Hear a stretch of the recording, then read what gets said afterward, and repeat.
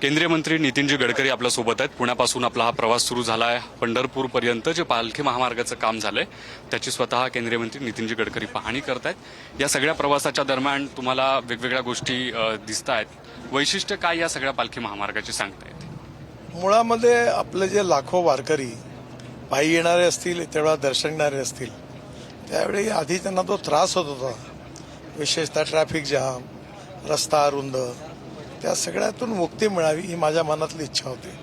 मी महाराष्ट्रातला गाणगापूर असेल, अक्कलकोट, पंढरपूर, तुळजापूर, माहूर, सगळ्या जेवढे असे स्थान आहे जिथे लोक जातात दर्शनाला श्रद्धेने, ती महाराष्ट्रातली असो की देशातली असो, या बद्रीनाथ, केदारनाथ, गंगोत्री, यमुनोत्री, अयोध्या, तिकडे मानस सरोवर, बुद्ध सर्किट, सगळ्या योजना घेतल्या की जनतेचा, पर्यटकांचा, धार्मिक पर्यटनाचा जो त्यांचा प्रवास आहे तो सुसह्य व्हावा।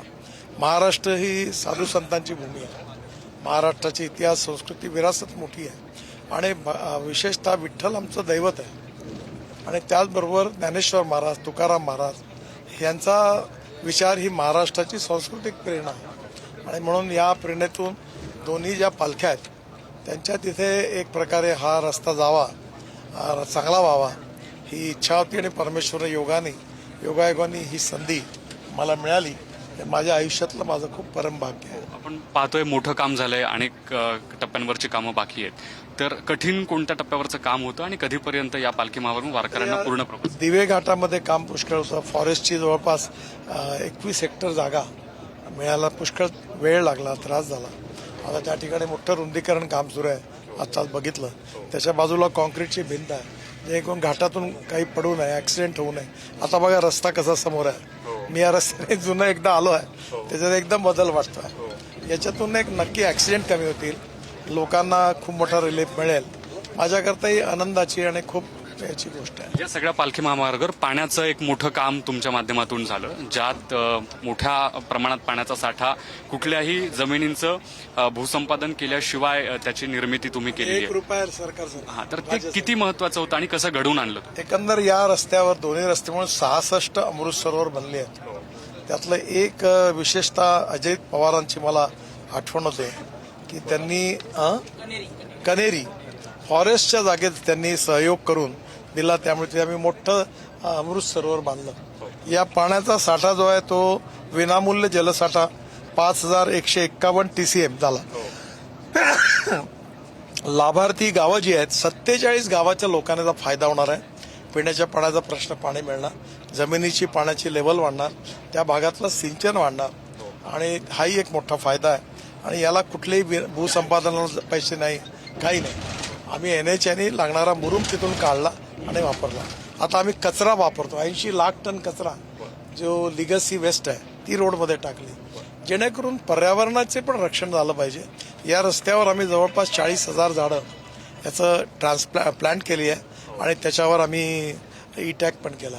400 झाडं हे पुन्हा आम्ही त्याला ट्रान्सप्लांट केली आहे आणि 40,000 झाडं लावली आहेत। त्याचबरोबर या ठिकाणी आम्ही ज्या ज्ञानेश्वरीत ज्या झाडांचा वड असेल ते सगळी झाडं आम्ही या ठिकाणी लावली आहे। त्यामुळे एकंदरीत हा एक इतिहास आहे, त्याची पुन्हा एकदा आठवण या रस्त्यावरून जात असताना सगळ्यांना होईल। एक शेवटचा प्रश्न की वारीच्या वाटेवर वारकऱ्यांच्या संदर्भानं आपण बोलतोय म्हणून, दरम्यान शरद पवारांनी जे विधान केलं की घुसखोरी वारकरी संप्रदायात वाढली किंवा आताही तो वाद सुरू आहे, तर त्यावर काय? मला काहीच बोलायचं नाही याच्यात। कुठलेही कोणी परोगामी थांबून जा, एक मिनिट थांबून जा, एक थांब।